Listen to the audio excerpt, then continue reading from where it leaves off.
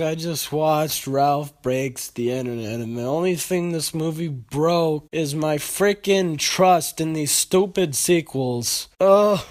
It was awful. I feel like I'm the minority in this whole Wreck-It Ralph fan base, but I love the original. Sure, it has a bit of a cliche story, but it has a great character that's introduced in a great way. You're introduced to this character that doesn't know his strength and doesn't know the consequences of his actions by leaving the game. There's a lot of tension and you feel for these characters. And in this entire movie, you're like, everything's gonna be fine at the end. It was stupid and did the same shit as the original. But before I get into the many cons of this movie, let me just get out of the way the stuff I like. The animation, for one, is amazing. Just like these Pixar sequels, I'd say this animation is probably some of the best Disney animation I've ever seen. Everyone that was supposed to be a human in this movie looked realistic as hell, and all the cartoons still looked cartoony enough. The animation was perfect. The cars, the designs, everything was perfectly fine. The sound design, especially in the car racing scenes, the sound design is awesome. You can hear cars overlap you every time it overlaps in the movie. You can hear it on the top speakers, like going forward or backwards. The sound design for this movie was great, and the sound effects sounded cool. Everything sounded fine. Nothing really groundbreaking, but the car racing scenes are pretty damn cool to listen to in theaters. Some of the jokes actually really worked. There's this one joke in the movie where it's all these pop-ups and one of them's like, single woman looking for you in your area, and that actually made me chuckle because I would never expect to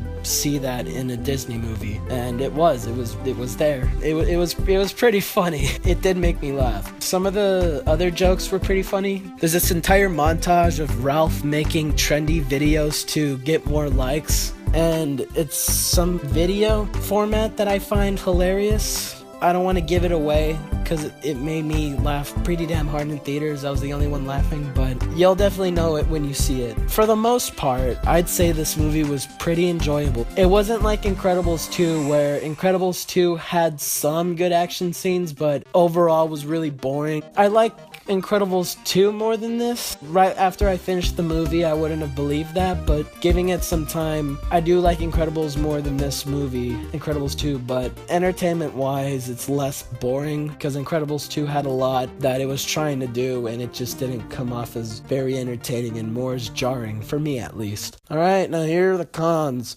Disney. Yes, I'd consider Disney to be a major con in this movie. They are riding off their own success so hard that me and almost everyone in my row, and by everyone in my row, I mean my buds and I, were cringing by how much they were shoving in your face that this is a Disney movie. Boom! Stormtroopers, this is a Disney movie. Marvel, we own Marvel. Here's Disney. Pirates of the Caribbean, Disney. Princesses, Disney. Disney. This is a Disney movie. Did I mention that this is a Disney movie? Yeah, we get it. It's Disney. Stop shoving it in our face. It's overwhelming how many Disney characters are on screen at once. I feel like I'm at Disneyland, except at Disneyland, it's the point. It's Disneyland. And I get that I'm watching a Disney movie, but I want to see them online. Check out other websites. Go on YouTube, which I'll bring up again later in this review. But Disney, it's like Stormtroopers, princesses, Rapunzel, Groot's there, Mickey Mouse, Disney everywhere, and I'm just like, stop. And then the scene ends and whatever, and then I show up again, whatever, it's Disney. So yeah, Disney's a major con in the movie. And yeah, that was only the first con. The next con is that they acknowledge the existence of two social medias that are very popular, BuzzFeed and YouTube, and their idea of the most popular streaming video site is a video streaming site called BuzzTube, which believes that every like you get, you gain $1 from it. If that was real, then Ralph would have gotten the stupid thing, which I'll mention later, because there's more cons. But there's this scene in the movie where something happens, and the characters need to get it back, so they go to eBay, and they need money, and they don't have a credit card number, so they decide instead, why don't we just make a viral video and gain money from that? And their logic on this BuzzTube website is, for every like you get, or for every heart or whatever, that is $1 you get. And I'm just like, that's stupid. $1 for every like? If that was how the internet really works, I would gain at least $8 per video. And let's be honest too, but whatever. That'd be more than what I'm making right now, which is nothing. I'm not making anything on YouTube. But whatever. Did I mention the Ralph memes? Part of the whole montage was mostly a cringe montage, because the entire time you're seeing Ralph do these trendy things, video gameplays, you see him flossing, you see him eat like a ghost pepper at one point. Like, it's all stupid, and it all starts off with him getting blown in the face from a leaf blower, and that trended? Like, really? And then the video after that was a screaming goat joke? That's the moment where I started putting my hand on my head and just started, just gasping for a breath of air from all the cringe and dumb memes that were in this movie. Like, it was hard to watch. I felt embarrassed for watching this movie in theaters, and like the previous scenes from this movie were making me laugh. Like, what the is this? Oh my god. And Fortnite is mentioned in this movie. I don't even want to talk about that. But yeah, there's a scene where someone gets destroyed in the movie, and boom, it's a Miranda Sings cameo. Miranda Sings. Why is Miranda Sings in this movie? Just get her out. Miranda Sings. This movie. Oh yeah, in the first post-credit scene, it was trying to be all clever. It's the little girl from the trailer, the whole pancake and milkshake thing, and it starts off with her saying, "Mom, didn't you realize that they didn't show a clip that was popular in the trailer?" And the mom's like, "Huh, that's right," which is kind of funny that I started to like that. In the movie, they're supposed to be leaving Ralph Breaks the Internet, and she's like, "Why don't you go on your tablet to play video games to make you feel better?" And then boom. That was not creative. That took no effort.